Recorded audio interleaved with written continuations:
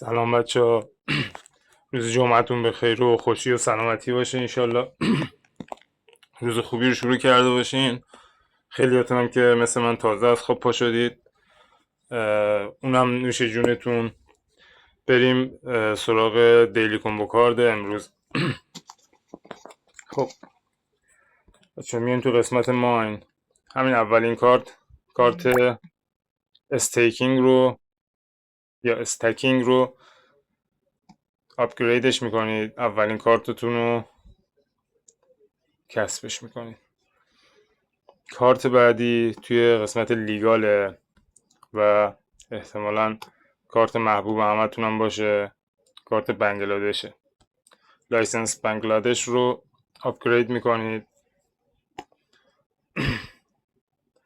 کارت بعدی رو توی تب اسپیشال و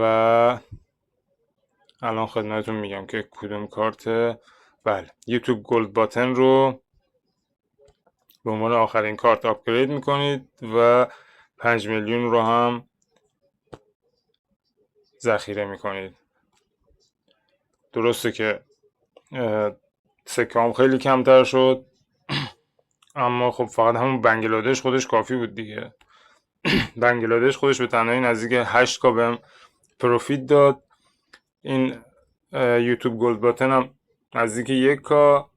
اولی استیکینگ هم ببینم، اونم 1.5 پروفیت داد بهم. خدا بده برکت دیگه. بچه حواستون باشه، قراره ظاهرا 11 تیر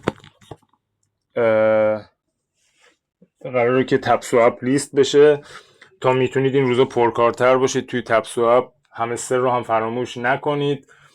یه بار دیگه هم بهتون میگم برای اینکه یادآوری بشه، بین پروفیت و سکهاتون تعادل برقرار کنید. اگه مثل من سکهاتون پایینه، سکهاتون رو ببرید بالا. به یه حدی رسید بعد شروع کنید پروفیت بالا بردن. هیچ وقت دیر نیست. خب اونقدی دیر نمیشه. شما اگه یه هفته فقط سکه ببرید بالا، اونقدی هم دیر نمیشه. مثلا به یه حدی که رسید، چه میدونم 500 میلیون که شد، اون موقع یه دفعه پروفیت ببرید بالا.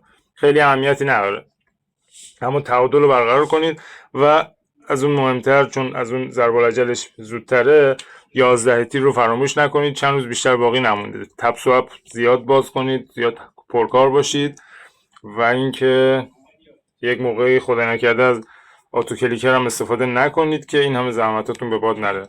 امیدوارم که آخر هفته خوبی داشته باشین، کنار خانواده‌تون، کنار کسایی که دوستشون دارید.